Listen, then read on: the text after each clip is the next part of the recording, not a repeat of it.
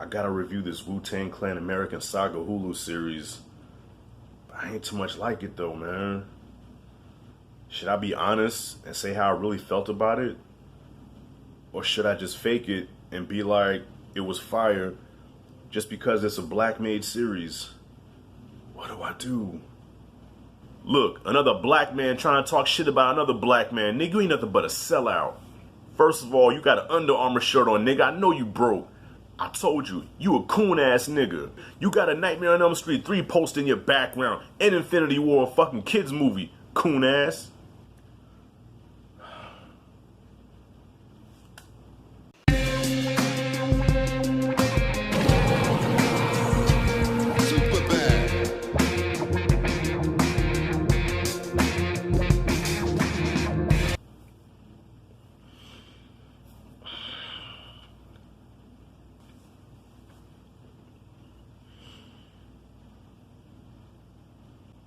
I'm gonna get this shit over with. I'm a big fan of the Wu-Tang Clan. If you've been following my channel, I've done several videos. I reacted to, well not reacted, but I talked about the trailer for the Showtime documentary of Mics and Men. I was very excited about that. Subpar. Now I saw the trailer for this one not too long after that. I said, okay, we're gonna get an actual series, a narrative about the Wu-Tang Clan. I know it's not going to be 100% accurate. These biopics never are. I can accept, 70% accuracy. I can accept 80% accuracy. I know it's not going to be 100% because it's a series. They have to add drama to it. So watching the trailer, I said, all right, I've always been one to say I'd rather a documentary on something like this, but because I really couldn't follow the documentary, and I didn't too much care for it like I wanted to. I mean, it was straight. It was all right, but we're talking about the Wu here, my all-time favorite group. I guess my expectations are just really high. Like, I just want any documentary or series of movies about the Wu-Tang Clan to be fire, man. I wanted to have that same energy, that same life that Straight Outta Compton had for NWA. Any fan of NWA, I'm pretty sure they love Straight Outta Compton.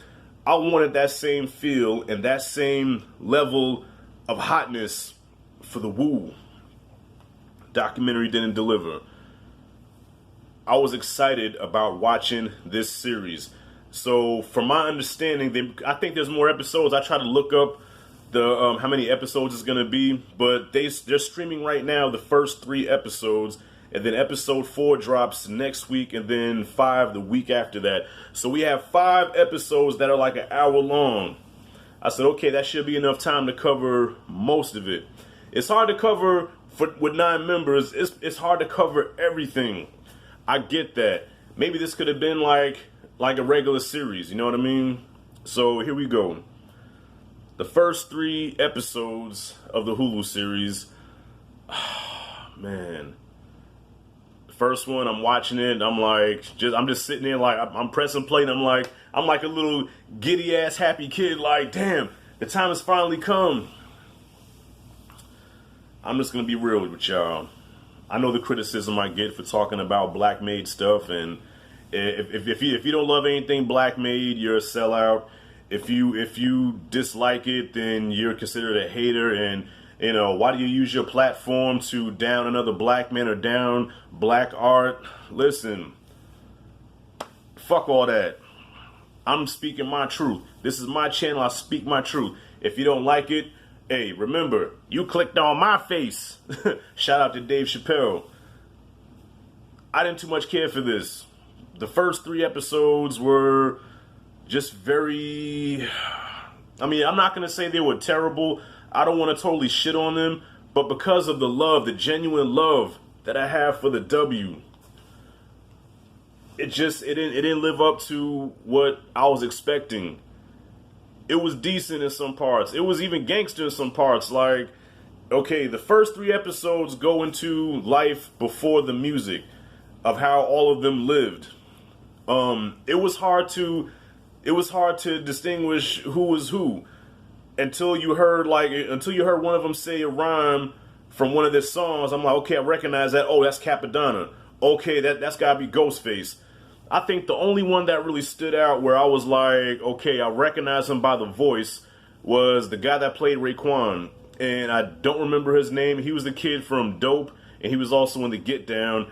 I forgot his name. I should have looked up the names of the actors before I shot this review. I literally pressed stop and then put the camera on. But the guy who played Raekwon the chef, I think he was the true standout, because you knew who he was the moment he opened his mouth. He captured Raekwon like perfectly, mannerisms and all, the way he, you know what I'm saying? Like, that was Raekwon the chef. Who else? Old Dirty. Let me tell you something. Old Dirty, at first, I'm like, why they made Old Dirty a clown? Now look, RZA and a lot of the other members put this together, so of course they know Old Dirty more than I know him. So I mean, I can't sit there and say, man, that wasn't Old Dirty. But one thing I did know about Dirt McGirt was that he was very intelligent. Dirty was very smart. Like, that crazy persona that he had, that was a persona. That was stage. You know what I mean? But when you actually heard him talk, like, I seen many interviews with him. He's an intellect. He's a very intelligent, self-aware person. And yeah, the actor that played him captured the persona of Old Dirty Bastard, but I wish we could have got more of the intellectual side of Old Dirty. Show the side of him that was smart. I mean, they just showed the clown side of him, the buffoonish side of him. You know what I'm saying? Show the real side of him. Show the rest of it. Yeah, I didn't like the way Old Dirty was portrayed in this. Even the guy that played RZA, who he was Sharon in I almost said Moonshine. I need some moonshine to kill you. Yeah, the kid that was on Moonlight, the one that played Sharon, he was also the kid in the Equalizer 2 as RZA. I feel like he really had no personality in this series. Now, mind you, I'm only 3 episodes in. We have two more episodes to go. This shit could turn around, but for right now, what I'm seeing, I'm not really impressed. I'm not really feeling this. I'm sorry. It is okay. It's watchable, but a lot of times it lost my interest. Now, I don't want to go into spoilers here because I know this is new, it's fresh. A lot of people haven't seen it yet, but just from what I'm seeing, I feel like I was bored a lot of times. It lost my interest a lot. Like, it would gain my interest and then it would lose my interest. It would gain interest and then lose interest. And I like to watch something, especially something with this kind of content. I want to be engaged. I wanted to pull me right away. A prime example of that is the New Edition story. I think that movie, the New Edition story, is probably one of the best biopics ever made. And from the moment the New Edition story came on, it gripped me. I was in. I'm like, shit, I'm loving this. And the moment I started watching, I could not stop watching. Okay? It had energy. It had life. It had charisma. Wu-Tang, when you listen to Wu-Tang's music, it grips you. You feel that shit. You know what I'm saying? Almost on some headbanger, type shit where it's like, you get crunk listening to the Wu. This movie, this show, this miniseries does not have any of Wu's energy. It doesn't have any of Wu's charisma. It doesn't have, nothing about this says Wu. It doesn't, except for some of the beats that you hear RZA working on. You hear Bring the Pain. You hear Liquid Swords. You hear a couple of them, a few tracks, and you're like, shit, okay, throwback. Even though they play Eric B. and Rakim, Follow the Leader. Boom, loving it. But it just did not have what I felt like was Wu-Tang's energy. All right? None of that kinetic energy like Black Panther. I don't want to make this a full ramble, and I'm pretty sure I'm going to get some shit for this. But look, this is coming from a fan of the Wu-Tang Clan, okay? Now, as far as the characters go, okay, yeah, the kid that played RZA, yeah, he just, it was nothing really to him. He spent a lot of the time frowned up or looking like this. That's all you saw him do. RZA is a charismatic person. You know what I'm saying? RZA seems like he's really likable, man. RZA seems like he is like the life of the party. This kid is just like, the kid that played this character was just really just quiet and really, kind of subdued and just, I don't know, man. Like, I really wasn't feeling him. The guy that played Ghostface, I thought it was cool. The guy that played Method Man, yeah, I think that was bad casting. I'm like, dude, why does this guy look Puerto Rican? Method Man does not look Puerto Rican. He's not Puerto Rican. That was bad casting on that part. That I didn't look at him and see Method Man at all. Only time I knew that was Method Man was when he was rapping. That was it. Maybe I missed it, but I didn't see You God in there, and I don't remember seeing Jizza in there. Now, like I said, I could have missed it. Okay, you know, you can leave in the comments now if RZA was in this scene or You God was in this scene, but I didn't see RZA or You God, so I don't know if it's because they're still beefing with RZA and, you know, they just didn't want to be a part of the project and they said don't put him in the movie. Even Meth really doesn't have a really big part in this yet. You know, maybe he has a bigger part later, but I think Method Man himself wasn't really even involved in this either, because I saw the credits and they showed the people, you know, the members of the Wu that was involved in it. I didn't see Method's name or You God or Jizza in there.